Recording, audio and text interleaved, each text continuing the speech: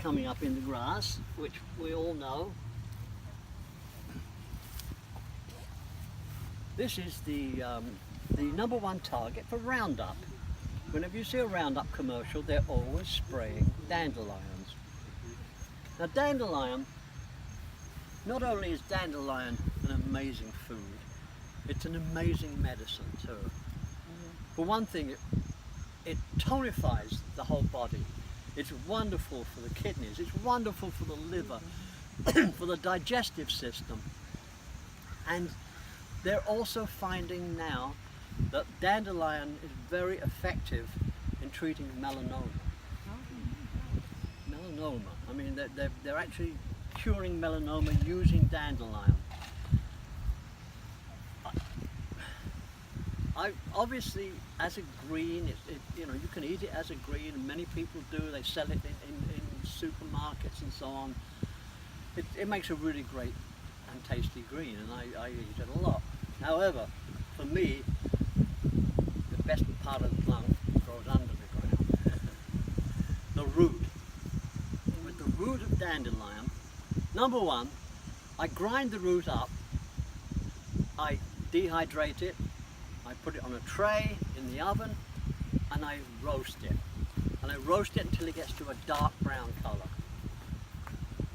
It looks at that point just like coffee, and you can make coffee with it. And it is one of the, I assume you've tasted it, have you? Yeah.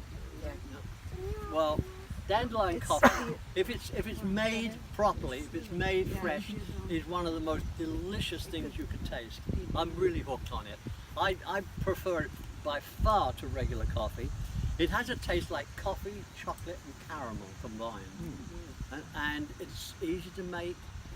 It doesn't have any caffeine, but about 5 minutes after you drink it, you all of a sudden feel this wonderful lift, this like a, wow, I've just been, I don't know what it is, like you've just been to the spa. So I drink dandelion coffee a lot. You can drink it just before you go to bed. And it's so really good for you. So I mean, again, it's one of these big winners in life.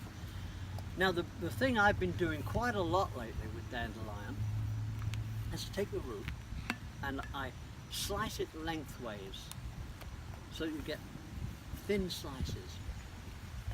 I dehydrate them and then I reconstitute them in a gravy of some sort. Like it might be a soy sauce or some kind of a, you know, an Asian sauce that you can either reconstitute them by simmering in the sauce, or you can marinate for several hours. Whatever it is, you get the flavour into the dandelion root. Then you put it back into, I use a dehydrator. An oven will do the job just as well, a low oven. You put it back in and you leave it in there until it's chewy. And now you have a form of jerky. And it's delicious. And it really is good. Chief Man of the Ramapos, he fell in love with it. Every time I see Chief Man, I have to give him some of this dandelion jerky because he thinks it's so good. And it really is, it's wonderful.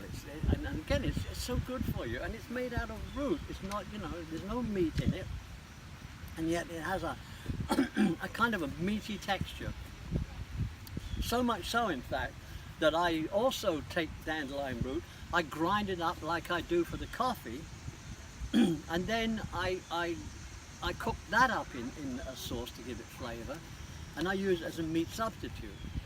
I make one dish I make which is very, very popular, is that I make Jamaican patties, but instead of meat, it's dandelion root.